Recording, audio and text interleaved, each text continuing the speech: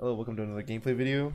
Today we're going to look at what I like to call Tempo Dragon.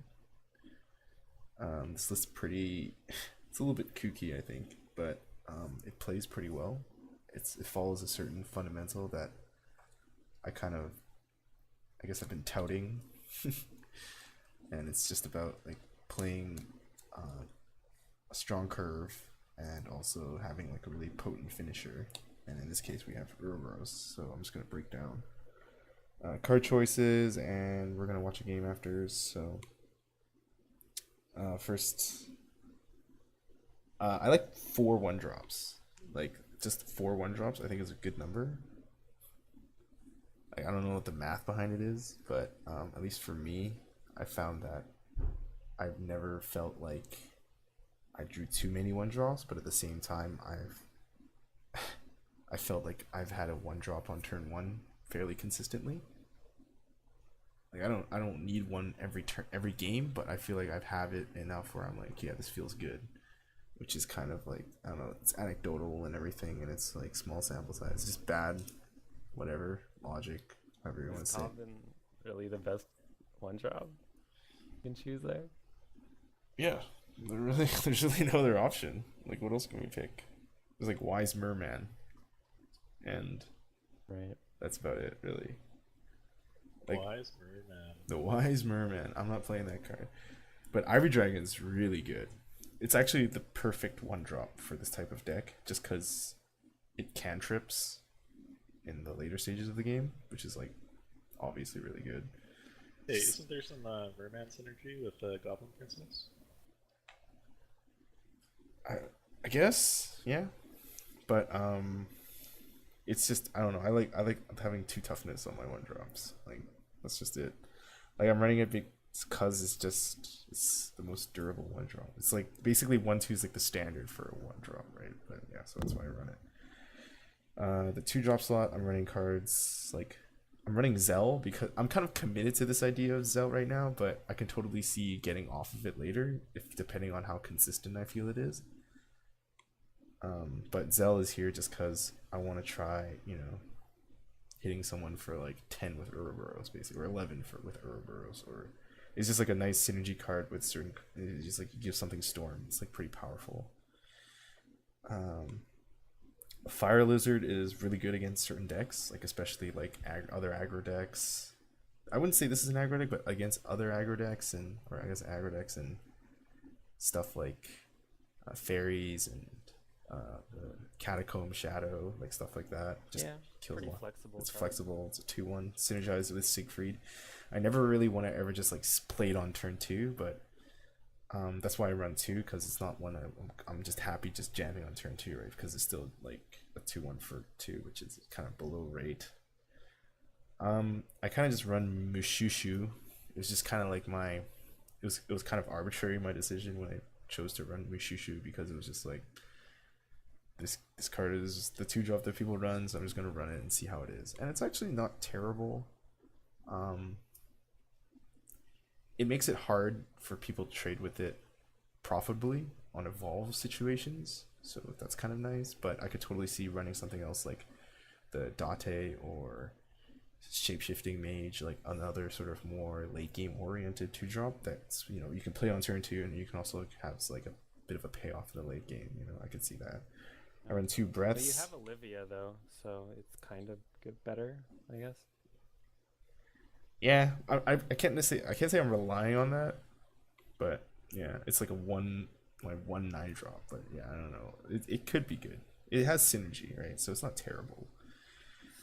The 3 drops, I'm running 3 Grimnir because this card's like the best. I don't know. This card's like Yeah. might be the best card that came out of Tempest of the Gods, like overall. Honestly, I don't know.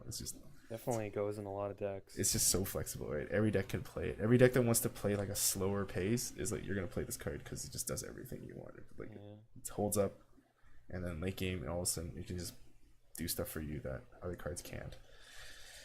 I run the Carrot guy again. This was just kind of derived from like previous lists. Like at the end of the Bahamut meta, there was a tempo, like a deck that was kind of like this, and people were running the Carrot guy. So I've been running it because it makes sense.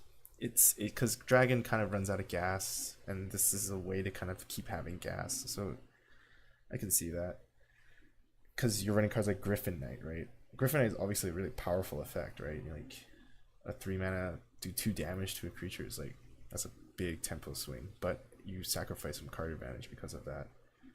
You're sacrificing resources to do that. It's a little expensive, but yeah, it's not bad. I'm running 3 Siegfrieds. This card is really, really good in this style of deck just because you're kind of trading a lot and you're always doing, like, you're trying to fight for the board, and this card is like an insane tempo play most of the time. Like, you can, because you're fighting for the board pretty often with this deck, and this card just kind of like wins battles. Dragon Warrior is another big tempo card. I run less because it requires an evolve to be good, so you know that's the way it is. Sybil was actually an interesting. I didn't really think of it would be like a good idea to run Sybil here because it doesn't. It's kind of, it seems a little bit out of place, but actually it's. I mean, this card is no downside, right? This card is just good all around. What's out of place about it? Because when you think Sybil, you want to play in like a ramp deck, right? You want to play like, oh, a concentrated ramp and like push to late game, right? But honestly, like the body is good, the effect is good. It does ramp you. Like I still do run some like late game, like I run Ouroboros, so it does push me to 8, which is great. I don't know. I guess when I looked at it initially when I was like putting this deck together, and I was just like, what 5-drop I can run, and I was just like, why not just run Sybil? And then it was like my initial reaction to that was like, yeah, but that doesn't really make sense. But then like after just playing a little bit with it, it was just like, no, this card's just this card's just nuts. That's fine. This card's just really good, right? Against like hard aggro decks, like really hardcore aggro decks, this card is like obviously a very insane play against them. Like it's hard for them to deal with. It trades well, gains in life, ramps, it just does everything. Another interesting choice was the Goblin Princess. Honestly, I just kind of want to try this card out. Like I saw this card, I thought it was gonna be I thought it was like a pretty good card. And another thing that attracted me was it gave me an undercosted, high power creature that I could probably synergize with Zell, right? Because if it gives you the Goblin King, on 6 I could play Goblin King and Zell, evolve Zell, and give it like a 5/5 Storm Ward, right? It's like it's basic. You're looking at like it's almost like a Forte, right? On 6 mana if you have Zell, which is like really good. And then on 6 I run the Fortes. Card's kind of hard to clear, right? Yeah, it's hard to clear. It's like you get a lot of 1/2s and 2/1s. It's just like it's just messy, right? And I think it's like a pretty solid card. It's not terrible. And I'm running Wyvern Cavalier as a way to. It's just a good, again, right? It's just like a good thing to do. You can make stuff cheaper. But the main draw I did this was because I wanted to make Zell free, so I can play Zell for free and then like storm something. Like so, if I play Ouroboros on 8, I could play a free Zell afterwards and give Ouroboros storm. So that was kind of like an interesting. It's just like this is like kind of cute, right? I don't know. I feel like it's trying to be a bit too cute, but I think there's potential there. So that's why I want to test it to see if it's actually powerful or consistent enough for it to be like good. Right. If I can only do it like once out of every like 20 games, obviously it's not good enough, right? But just trying it right now, just to like see if it's actually decent. And then I run Ouroboros, which this card is. Like I when I gave the initial rating on this card, I feel like I was hedging. Like I was in my heart, I felt this card was like insane. It still is pretty insane. But in my mind, I'm kind of like, no, this card is still like 8 mana. It still only has 4. The stats are a little bit wonky, and like I don't know, it might not actually be good. Because I read on Reddit, everybody flames this card. They were flaming this card in the beginning, and I'm like, yeah, maybe it's not good. They were bringing up some good points, but I was like in my heart, I'm like, no, this card looks insane. And honestly, like after playing with it more and more, I'm like, yeah, this card is bonkers. It's just like this is like basic in my mind. This is not Albert, but it's like on the same level as Albert, power wise. Like the effect it has on the game when you play it, it's like. It's not as fat. It's not as good as Albert because Albert's like it just kills someone, right? But this card, it's just like a card advantage machine. Like it just comes into play. They have to like kill it. It kills something on the way in. It gains you life on the way out, and then you play it again, and then they just have to keep committing resources to getting rid of it. I'm just glad right now, like the format isn't heavy on banishes, right? Odin is not around. People aren't playing Odins at all, and this card is just like, yeah. If there's more Odins, obviously this card might not be as good, but Yeah, this card but I is. mean, that's maybe why the prominence of Haven and Shadowcraft. Yeah, Haven can deal with this, but I mean, again, I don't know. This card is really really good, and it's such a good finisher for this deck. Like this whole deck, I basically chip here and there, like hitting them. So when I play Ouroboros, they're already at like 12 or like 10, and it's like shit. This thing can like threaten to end the game right now if they don't deal with it. And it's just a lot of, it just does a lot of stuff. It's just a really good card.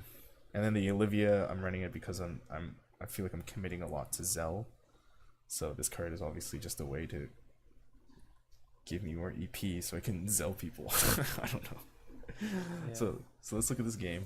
This is me playing against another dragon. And like obviously this is gonna be like a Ram Dragon because Ram Dragon is just so damn popular right now. It's like biggest flavor of the month right now. It's like Daria, how it was when Daria was like huge. So I keep this pretty. I think this is a fine opener. It's like I'm on the play, so I get evolve first. This is a pretty easy keep, I think. Just keep everything. Yeah. There is one slot here. This card, like I was running Fina in this deck, and I was running Aina, the Phoenix Rider, the other storm creature. I've been wavering between the two just to see which one I like more. And so this game, I think I'm playing Fina. Just because I think it's kind of unlikely, but maybe you can get Zell with Fina. But I don't know. Here, I kind of make a play I don't think is the best, where I just breath this guy. I'm not a fan of those types of plays, but I feel like I just kind of had to. Like the other play would have ended up the same, and I don't think breath is even very good against Ram Dragon. Doesn't really kill anything. Yeah, he's not gonna flood the board. He's not gonna flood the board, so it's not exactly the best. Yeah, so I just play Grimnir. I don't play the Ivory Dragon because that extra card is gonna come into play, so I might as well just wait till 7 since I'm already like at 5 basically. So there's no point in playing the Ivory Dragon. It's a PP advantage. Yeah, right. He's just ramping up. He's at like 8 now, and I'm just kind of like shit. Where's Alfina? This card. This card is just like, I don't know why I like this card so much. I just think this card is like just so good. Just does so much. It's like basically Goblin Mad Demon, except it like draws you a card. And then you get like almost the same amount of stats in the game, in the play from Goblin Mad Demon. And it also, well, it draws me a goblin, but see this I kinda came in the realization like shit, Fiend actually Goblin Mage kinda sucks here because I can get these random one drops which are terrible. But whatever. It's still like a really big tempo play. Like he still has to like, so he's just doing ramp stuff. He's playing like he's playing a Lucifer. Cause I know he's doing this because he wants to try to set up for like a storm combo, right? Yeah. So he's it's hard for Ram Dragon to really chip a lot, so they gotta get their damage when they can. So here I just making him just killing it and kind of keeping up the tempo, keeping up the pressure. Play Goblin because I don't care if he kills this thing. He's probably gonna sweep me here, and I'm pretty sure he does. So yeah, he's gonna breath me. See, this is the problem with Ram Dragon, right? It's a powerful strategy, I think. Oh shit, that's pretty good. But you're only ever playing like the most powerful spells. You only ever play one per turn because you're hard locked at 10 play points, right? Yeah. So you can only your most powerful, impactful spells, you can only ever play one of them.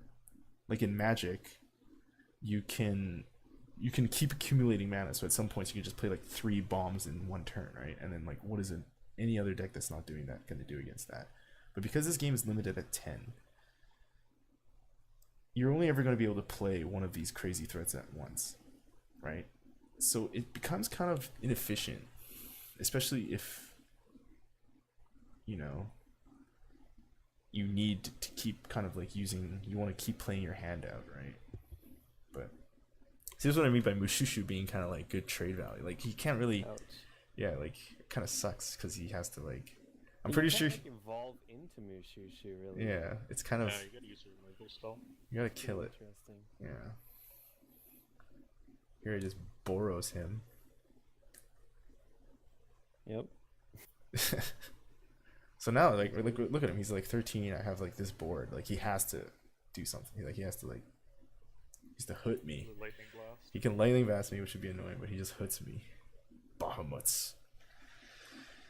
Yep. And then I get an interesting sequence here. Like, what would you do on my turn right now? What would you do? I'm curious. I'm gonna pause it, and I want to hear what you guys would do on my turn.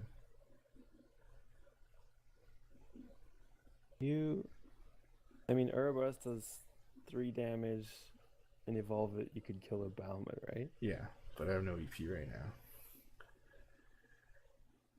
So, I guess you could flood, but that's kind of risky. Yeah. I was thinking about, initially I thought about flooding. That was my initial sort of idea because like, but I just didn't think he had like a forte. Like my main reason was like, I don't know, I was playing around, I was thinking, like, what could he have here? I was like, can I take a hit? What? So you're gonna Olivia? No, I didn't Olivia. I just played Ouroboros. Oh, really? Yeah, Ouroboros is I faced. wouldn't have really thought that. Because I have 2 Grimnirs in hand, right? Like, he's 4 cards in hand. For some reason, I just didn't think he had anything. I don't know why. I just kind of made this play because it was like, I was just I think thinking. I probably would have played the 2 Grimnirs. I was thinking about playing the. Played at least one Grimnir. Yeah. I ended up just not doing that because now, for some reason, Grimnir lags the game when you cast it with enhance. I don't know why, but I've noticed this. Like, I just didn't think he had Grimnir or Forte in his hand because I feel like he would have played it earlier at some point and he wouldn't need to do this. So that's why I kind of like went for this because Okay. It's, he had no EP, so I wasn't really afraid of. That's risky. Yeah, that's pretty risky. It was really risky, but it was at the same time I was like, during the gameplay, I was thinking if I just play my entire hand and he just breaths me again, then I probably just The breath lose. wouldn't kill them. It would kill like Kill one of them. it would kill one of them and it would kill like whatever else I played, right? I mean,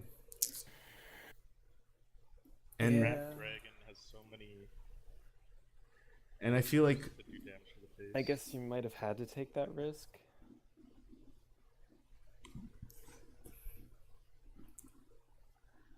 it was just I was thinking is like if I play Ouroboros now and he can't kill me next turn, and I had a pretty good feeling that he couldn't, he was gonna die. He was just gonna die. Like if he didn't play a taunt, I could play Olivia evolved and killed him. And if like he played a bunch of stuff, I could just Grimnir and kill him. It's like the way I saw it is like he needed to kill me that turn, and I feel like if he didn't kill me that turn, I was gonna kill him the next turn.